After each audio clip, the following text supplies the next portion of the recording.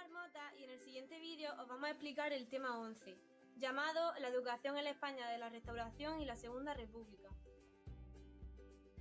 Se desarrolla entre los años 1874, año en el que comienza la Restauración Borbónica, y 1939, final de la Segunda República. Este periodo tiene un gran significado para el desarrollo de nuestra educación y pedagogía. La organización educativa está basada en el sistema que crearon los liberales. La Restauración no dio al país ninguna ley, pero esto no quiere decir que la administración educativa quedase estancada en vieja estructura. La creación en 1900 del Ministerio de Instrucción Pública y Bellas Artes y las reformas que se hicieron desde arriba abren una nueva etapa política educativa en España. El tramo final de la Segunda República supuso un cambio ideológico y estratégico. La República llevó a cabo un intensivo esfuerzo por desarrollar la creación de escuelas públicas. Hay dos etapas: la Edad de Oro, en la que aparecen las primeras instituciones superiores para el cultivo de la ciencia y la educación, y la Edad de Plata. La Constitución de 1869 supuso la libertad de expresión y un ambiente de creación intelectual. La mayoría de la población era analfabeta. La política educativa de la Restauración se sustenta en la Ley Moyano y en la Constitución de 1876. Los grupos neocatólico y liberal se enfrentaron al interpretar de modo diferente la libertad de enseñanza. La política republicana propone una escuela nacional pública y laica. Torres había tratado de calmar las posiciones encontradas de los que apoyaban la libertad de creación de centro y de cátedra. El ministro Albareda derogó la legislación de Oravio y repuso la libertad de enseñanza. El ministro Pidalimón derogó la legislación liberal y decretó los límites para ejercerse la libertad de enseñanza. Montero Ríos anuló la legislación anterior y restableció la legislación liberal. En el campo de las innovaciones políticas distinguimos diversas iniciativas. La creación de los primeros organismos modernos de la burocracia pública, la aprobación del Estatuto del Magisterio en 1923 y reformas como el Plan de Enseñanza Cíclica.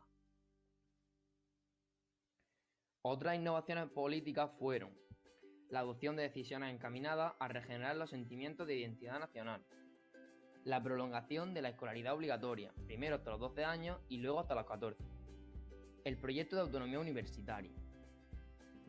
Los políticos regeneracionistas pusieron en marcha diversas instituciones innovadoras: la Junta de Ampliación de Estudios e Investigaciones Científicas, el Instituto Escuela creado por la JAE, la Residencia de Estudiantes y la Residencia de Señoritas, la Cátedra de Pedagogía Superior y la Escuela Superior del Magisterio. La crisis política de la Restauración desembocó en el golpe militar. Esta etapa se presenta como un periodo antiliberal. La llegada de la República dio un giro radical a la situación. El republicanismo triunfante liquidó los obstáculos que se oponían al desarrollo de una sociedad democrática y progresista. Las primeras decisiones del gobierno provisional de 1931 fueron la implantación del bilingüismo en Cataluña, la reordenación del Consejo de Instrucción Pública y la libertad en la instrucción religiosa. Se aprobó el plan profesional, que exigía el bachillerato para acceder a centros. Otras tres iniciativas fueron el decreto de 1931, la concesión de preautonomía a las universidades de Madrid y Barcelona y el comienzo de los trabajos encaminados a elaborar una nueva ley de educación. El informe de Luzuriaga postulaba las bases que se recogen en la Constitución de la República de 1931. El laicismo de la nueva Constitución volvió a reabrir el combate ideológico con la Iglesia. La pastoral del Episcopado Español de 1932 anunciaba la guerra escolar. El triunfo de la coalición entre católicos y radicales de Lerroux dio un giro a la política del primer bienio. En el inicio de la Guerra Civil, la zona republicana adoptó la vía de una cultura de combate. Se elaboró un nuevo plan de enseñanza primaria, campañas de alfabetización, universidades populares, etc. La implantación de la red escolar comienza a ralentizarse en la fase del reinado de Isabel II. Continúa su crisis durante el sexenio revolucionario y se estanca la Restauración, para luego comenzar en la República. El desarrollo de la educación institucional fue muy débil. La ampliación de la educación obligatoria hasta los 12-14 años supuso un incremento de las expectativas escolares. Existe un progresivo crecimiento del alumnado femenino. Durante la República se aceleró bastante el proceso de escolarización. Se llegaron a crear hasta 7.000 escuelas.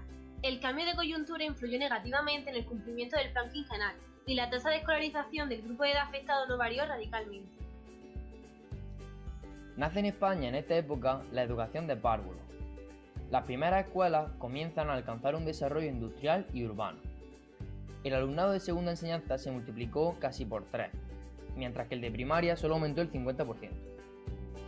El tradicionalismo de la universidad se manifiesta en que más de la mitad de su alumnado cursaba, como en el antiguo régimen, Derecho y Medicina.